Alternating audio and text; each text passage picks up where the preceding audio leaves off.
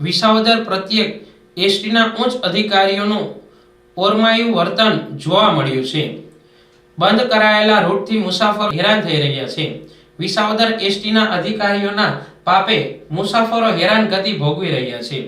વિસાવદરમાં ધારી ડેપો દ્વારા ચલાવવામાં આવતા 3 રૂટ બંધ કરવામાં આવતા મુસાફરોને ના છૂટકે પ્રાઇવેટ વાહનનો સહારો લેવો પડે છે।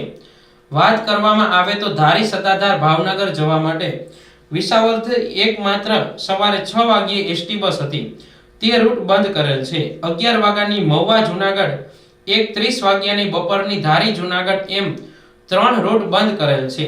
ત્યારે વિસાવદરથી ભાવનગર, સાવરકુંડલા, મહુવા જવા માટેના પેસેન્જરોને ના છૂટકે પ્રાઇવેટ વાહનનો સહારો લેવો પડતો હોય તો મીડિયા દ્વારા વિસાવદર એસટી ટ્રાફિક કંટ્રોલરની મુલાકાત લેતા સ્ટાફની ઘટને લીધે રૂટ બંધ કરેલ છે।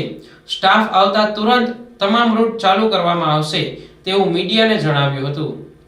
વિસાવદર એસટી ટ્રાફિક કંટ્રોલર મહેશભાઈ નિમાવત, આજે મારું રૂબરૂ ઇન્ટરવ્યુ ઘણા બધા કેટલાક એસટીના રૂટ બંધ બાબતે લઈ ગયા છે। તે બદલ હું જાણું છું ત્યાં સુધી જે 6 મહિનાના કોન્ટ્રાક્ટવાળા એસટી ડ્રાઈવરો હતા એમનો કોન્ટ્રાક્ટ પૂરો થઈ ગયા હતા, તેમનો કોન્ટ્રાક્ટ રિન્યુ થયેલ નથી હજી, અને નવા ડ્રાઈવરોના ઓર્ડર આવકમાં હોય। અત્યારે ડ્રાઈવરોની ખૂબ જ ઘટ હોવાથી વિસાવદર આવતા જુનાગઢથી સાવરકુંડલા, સાવરકુંડલા જુનાગઢ જે 3 રૂટ બનશે। ધારી ડેપોના પુનઃ સત્તાધાર ભાવનગર જે રૂટ બનશે। તે બધું ઘટનું કારણ ડ્રાઈવર ઘટનું કારણ છે, બીજું કોઈ કારણ નથી। અને આ ચાલુ ડિસેમ્બર માસમાં નવા ડ્રાઈવરોના ઓર્ડર ઇસ્યુ થશે અને નવા ડ્રાઈવરો તેમની ફરજ ઉપર હાજર થશે એટલે તુરંત ચાલુ કરી દેવામાં આવશે, આવું જાણવા મળેલ છે।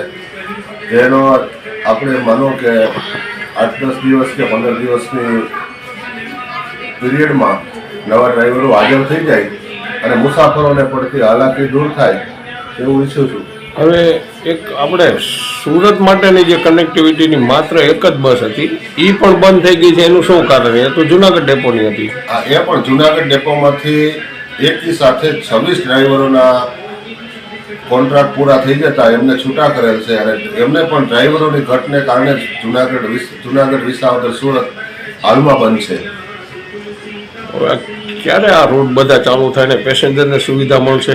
હા, એ પણ નવા ડ્રાઈવરો હાજર થશે એટલે ફરી એ રૂટ શરૂ કરવામાં આવશે।